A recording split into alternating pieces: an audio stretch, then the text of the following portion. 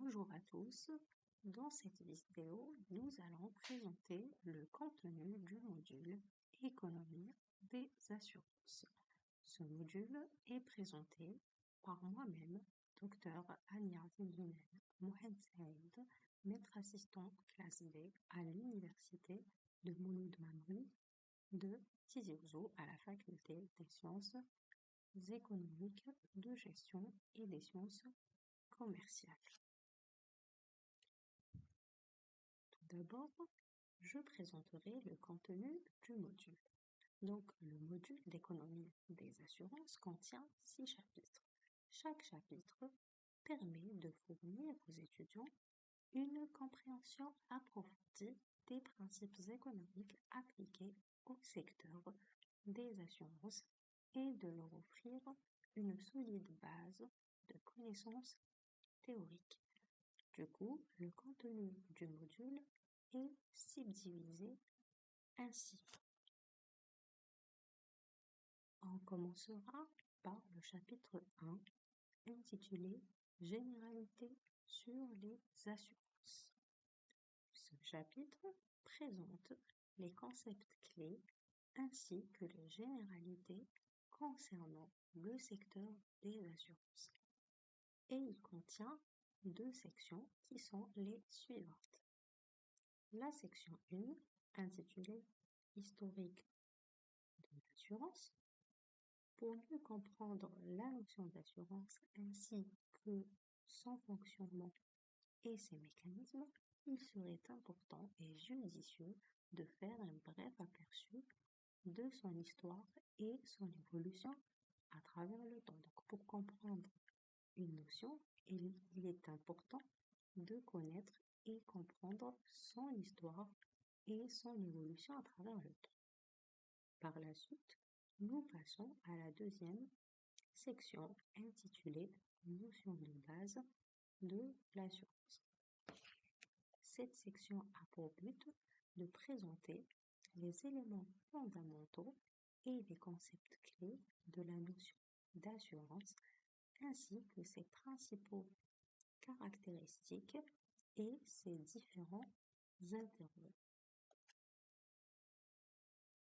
Nous passons au deuxième chapitre intitulé Les catégories d'assurance. Ce chapitre présente les 2 principales catégories d'assurance et il est divisé en 2 sections.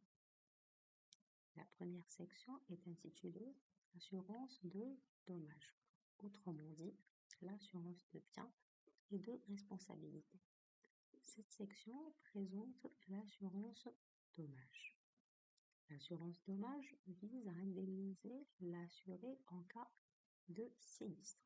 Donc l'objectif de cette assurance dommage, ou autrement dit l'assurance de biens et de responsabilité, est de réparer les conséquences d'un événement dommageable qui affecte le patrimoine ou le matériel de l'assuré, et ce, en indemnisant l'assuré en cas de sinistre provoquant des pertes dans ses biens matériels ou son revenu.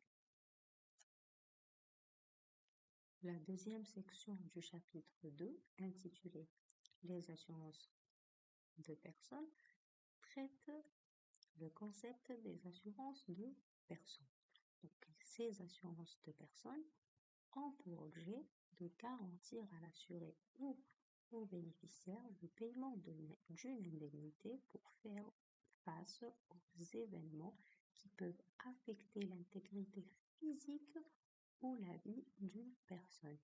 C'est un contrat qui couvre l'assuré contre un aléa couvert qui pourrait porter atteinte à son intégrité physique, contrairement aux assurances de biens qui couvrent les dégâts qui sont relatifs au patrimoine ou au matériel de l'assuré.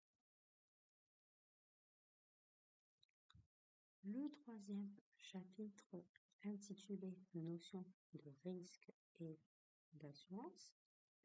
Ce chapitre met l'accent sur la notion de risque en assurance. Il faut savoir que les risques en assurance ont des caractéristiques spécifiques, ainsi que les différentes techniques de gestion de ces risques. Du coup, ce chapitre est divisé en 2 sections. Donc la première section met en accent la définition et les caractéristiques du risque en assurance. La deuxième section est intitulée la gestion du risque en assurance. Donc, nous allons citer quelques techniques de gestion du risque en assurance, à savoir les statistiques, la technique de mutualité, la sélection du la technique de réassurance et la technique de coassurance. Le quatrième chapitre, intitulé Le rôle économique et social des assurances, est consacré au rôle économique et social des assurances. Il est divisé en 2 sections. La section 1 traite le rôle que peuvent jouer les assurances dans une économie et la section 2 traite le rôle social des assurances. Le chapitre 5 est intitulé Les assurances en Algérie. Donc, ce chapitre traite le cas des assurances en Algérie. Il est divisé en 3 sections.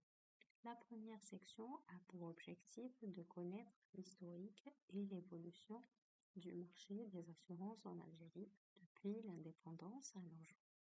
La deuxième section présente les différents intervenants dans le secteur des assurances en Algérie. Enfin, la troisième section est consacrée à la présentation des différentes sociétés d'assurance en Algérie. Et enfin, le dernier chapitre est intitulé La banque assurance. Au long de ce chapitre, nous allons mettre en avant le concept de la banque assurance, son historique, ses objectifs ainsi que ses modèles. Il est divisé en 4 sections, à savoir la section 1, définition et historique de la banque assurance, section 2, les objectifs de la banque assurance, section 3, les modèles de la banque assurance, section 4, la banque assurance en Algérie. Pour finir, nous présenterons une carte mentale du module qui contient les informations générales sur le module, les informations sur l'enseignant, ainsi que les informations qui concernent les chapitres, ainsi que les compartiments de chaque chapitre. Sur ce, nous vous remercions pour votre attention.